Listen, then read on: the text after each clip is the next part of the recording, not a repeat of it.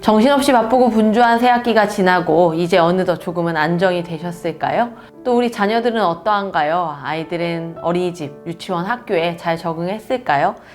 오늘로 전반기 요괴벳의 기도는 이렇게 끝이 나게 되지만 앞으로도 우리들의 자녀들이 더욱 하나님을 경외하고 또 강건하고 지혜롭게 자랄 수 있도록 계속해서 기도하는 삶을 멈추지 않았으면 좋겠습니다.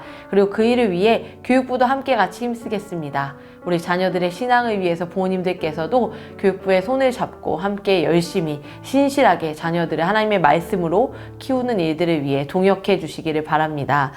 오늘은 요괴벳의 기도 11차 마음을 나누며 섬기는 삶이라는 주제로 말씀을 나누고 함께 같이 기도하겠습니다.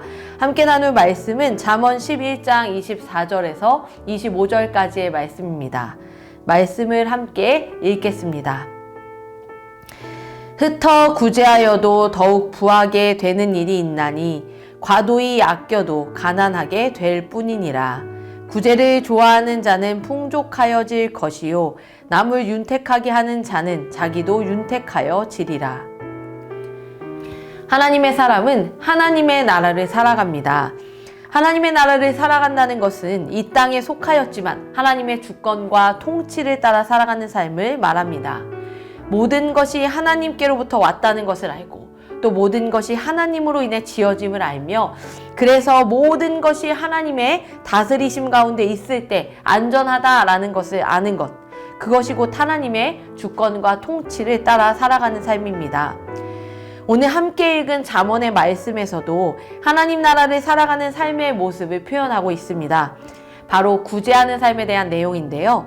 구제하면 재물을 도리어 더 사용해야 하기 때문에 오히려 궁핍하여지는 것이 당연하지만 오늘 말씀에서는 정반대로 구제하면 구제할수록 더욱 부유해진다라고 말하고 있습니다. 하나님께서 물질의 주인이시며 만물을 다스리시는 분이시기 때문에 우리가 그 물질을 하나님의 것으로 여기고 그것을 누군가를 섬기고 돌보는 일에 사용한다면 하나님께서는 우리에게 더 큰 은혜와 복으로 채워주신다는 겁니다. 그러나 도리어 나의 것이라 여기며 인색하게 굴면 더욱 가난해진다라고 성경에서 말씀합니다. 물질은 처음부터 하나님의 것이었습니다. 그런데 우리가 그것을 우리의 것으로 삼고 또 요즘엔 도리어 물질이 자신의 신이 되어서 하나님의 자리에 그 물질을 두고 살아가는 사람들을 볼 때 주객이 전도된 것이라 보여집니다.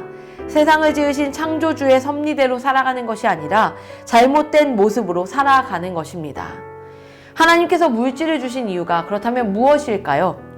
하나님께서는 우리에게 주신 모든 것을 통해 우리로 하여금 그것을 관리하고 돌보며 올바르게 사용할 것을 가르치십니다. 그리고 우리는 그것을 사용할 때에 그것이 누구로부터 온 것인지를 기억해야 합니다.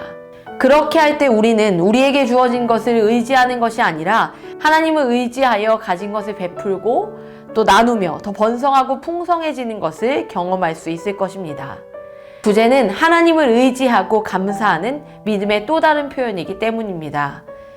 구제를 좋아하고 남을 윤택하게 하는 이가 풍족하게 되는 것은 세상이 알 수 없는 하나님 나라의 비밀이자 역설이며 원리입니다. 영생의 길을 가는 그리스도인은 이 움켜진 손을 펴서 나누고 베풀 수 있어야 합니다. 그래서 우리는 우리의 자녀들에게 움켜쥐는 삶을 가르치는 것이 아니라 손을 펴서 세상을 향하여 나눌 수 있도록 가르쳐 주어야 합니다. 그들이 공부를 하는 이유도 그들이 꿈을 꾸고 그 꿈을 이루어가는 그 모든 이유와 목적도 결국에는 움켜쥐며 나를 더욱더 배부르게 하는 삶이 아니라 이 세상을 향하여 펼쳐서 나누고 이 세상 가운데 빛된 삶을 살아가게 해야 하는 것이기 때문입니다. 교회만이 지금 이 시대에도 공동체를 가르칩니다. 왜 교회는 공동체를 가르치고 함께를 가르칠까요? 하나님이 언제나 함께 하시는 분이기 때문입니다. 삼위일체 하나님이 함께 천지를 창조하셨고 함께 우리의 구원을 위해 일하시며 함께 우리를 돌보고 인도하십니다.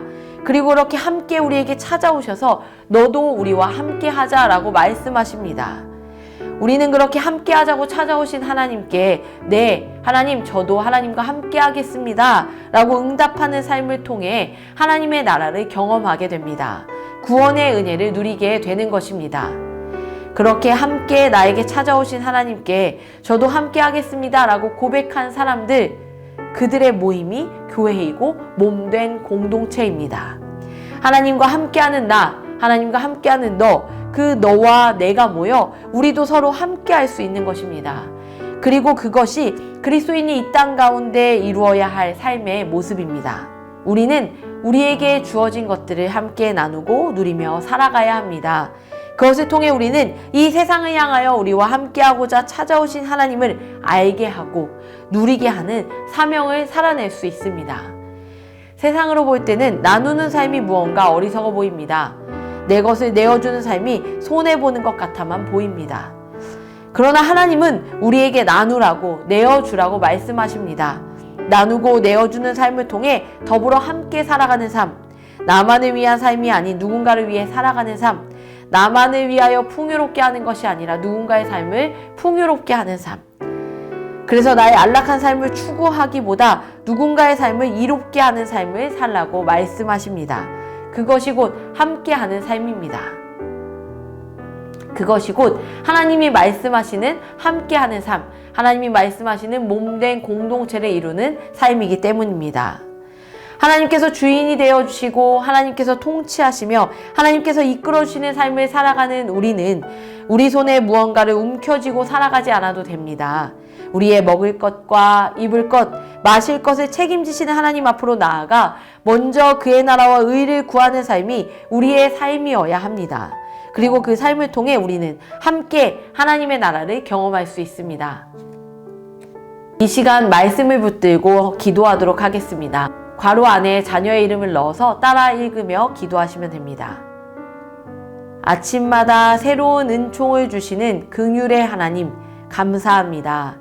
어제 모든 어려움을 이기게 하시고 우리를 건지셨습니다. 기억하지 못하거나 눈치채지 못했다 할지라도 저와 소망이를 보호하셨음을 믿고 찬양합니다. 오늘 소망이를 향한 하나님의 사랑은 부족함이 없습니다. 아니, 차고 넘침을 고백합니다. 그 아버지의 사랑처럼 소망이 손에 있는 것으로 구제하게 하소서. 구제하느라 가난해지는 것이 아님을 믿게 하소서. 하나님의 손에서 풍족함이 흘러옴을 믿습니다.